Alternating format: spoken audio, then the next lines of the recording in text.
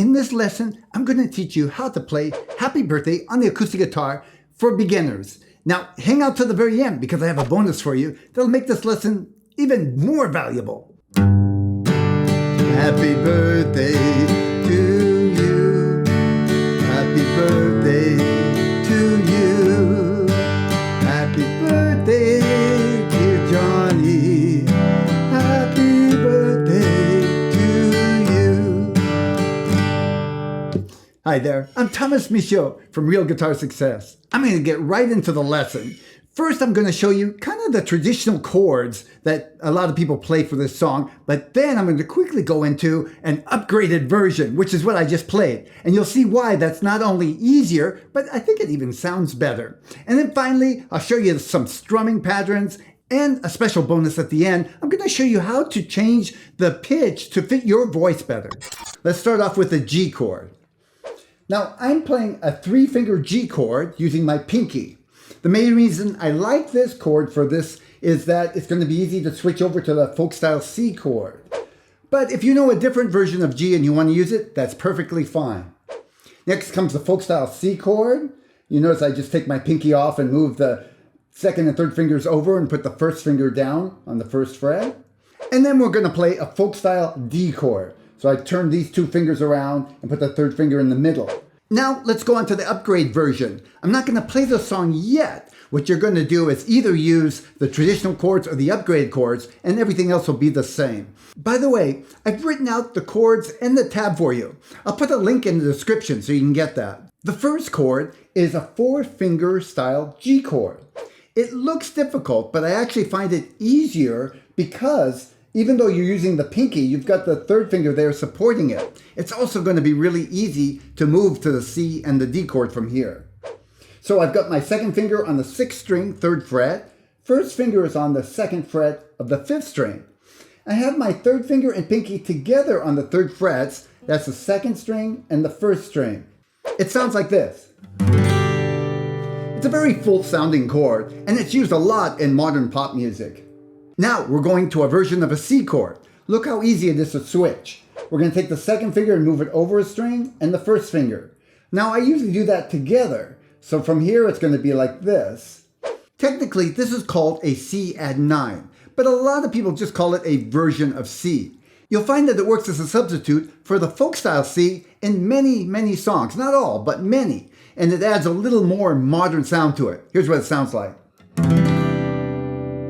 I hit that low E string, not necessary. I usually go from the 5th string. It's also not wrong, so if you accidentally hit it, you'll notice it doesn't really sound bad. Now the final chord we're going to use is a folk style D chord. Now I want to show you moving from this C to the D.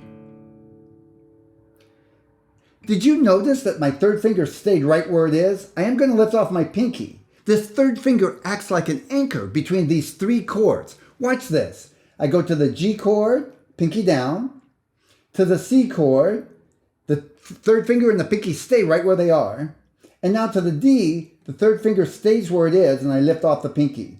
These 2 fingers move around. Now back to G, watch this. Pinky goes down and the 2 fingers go over to the 6th and 5th strings.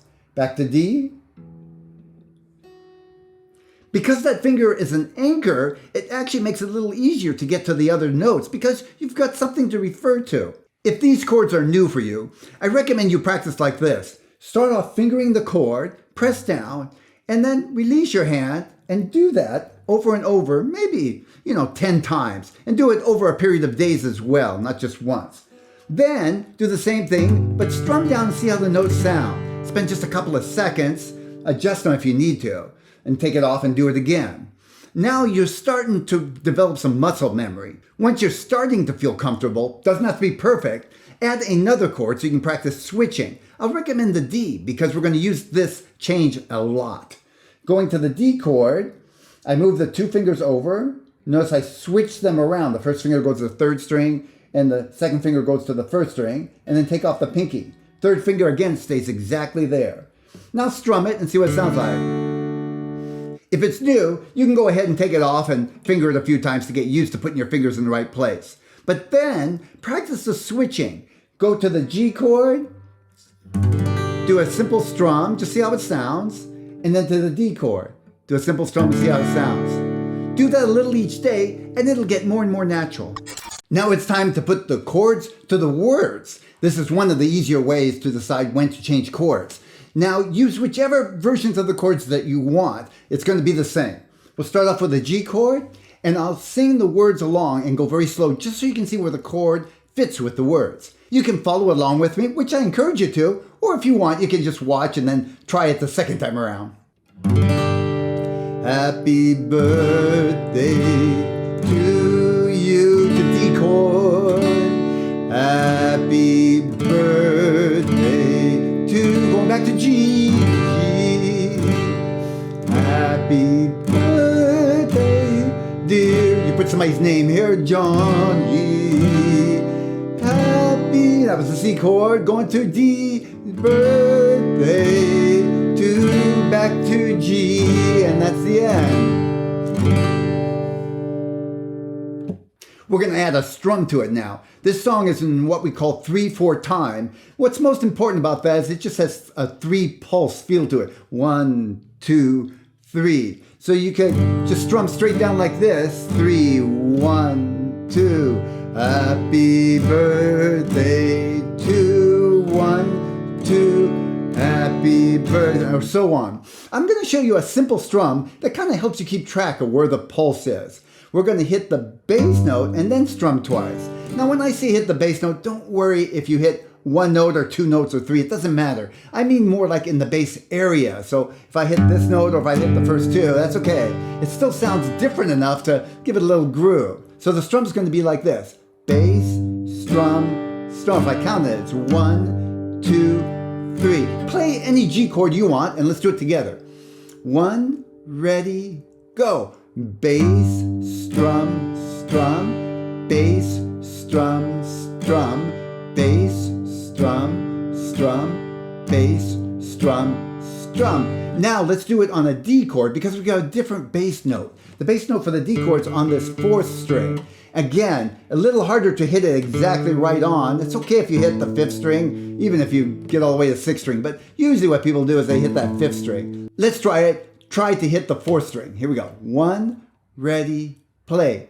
Bass, strum, strum, bass, strum, strum, bass. Oh, I hit the 5th string. Sounds good, right? Okay, now let's try that C chord. We're going to use the 5th string for the bass, and again, if you hit the 6th string, it sounds just fine. Here we go. Go ahead and make any C chord you want, and here we go. 1, ready, play. 1, 2, 3, 1, 2, 3, 1, 2, 3, 1, ready, 3. Now we're going to put the strum and the words together along with that melody and actually play the song. I'd love for you to play along with me, or if you just want to watch and then try it afterwards, that's fine too. I'm going to start strumming and then come in with the words. Here we go. And again, another strum. Here we go. Happy birthday to D. Happy birthday back to G. Happy birthday, happy to C birthday. Happy D birthday to you. One more time. Happy birthday to D you. Happy birthday, going to G now, you. Happy birthday, dear Johnny C chord. Happy D chord birthday to G you. Now here's a bonus. I'm going to show you how to adjust the song to fit your voice. Now for many people, the way we played it is just fine. It works for me fine. But sometimes you'll find that it's a little too high or too low for your voice. If it's too low, we're going to raise it up a little bit. And to do that, I'm going to use what's called a capo or capo. And this allows me to raise the sound up even though I'm using the exact same chords. Basically, it takes the place of this and makes it go higher. So I'm going to put the capo or capo on the 2nd fret. And now we're going to play it just briefly. Everything is a little bit higher in pitch, but I'm still playing the chord form the same. Happy birthday to you. Happy birthday to you. so on. You'll see that I'm playing the exact same chord form, so it's really easy. I could raise it up and make it higher and higher. Once you get up in here, it starts sounding a little tinny, kind of like a mandolin instead of a guitar. But it's pretty good all the way up into around the 4th or 5th fret. So now let's say the song is too high for you without the capo. What you want to do is bring it down. Well, you can't make the capo go that way. So what you do is you drop the whole song down 1 octave. That means you sing the same notes, but everything is 8 notes lower. So example would be, if I were playing up in here, I'm going to play the song, watch.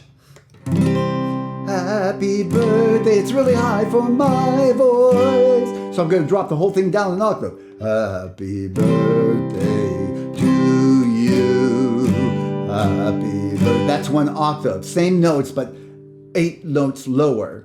Now what you do, you drop the song without the capo 1 octave, and then you keep moving the capo up and up until it's just right for your voice. So that's it for this lesson. I've included a download which will have the chords, the diagrams, and the tab for you. I'll put a link in the description. Make sure and get that and watch it as you go along with the video. Now I want to turn it over to you. Did you find this lesson helpful?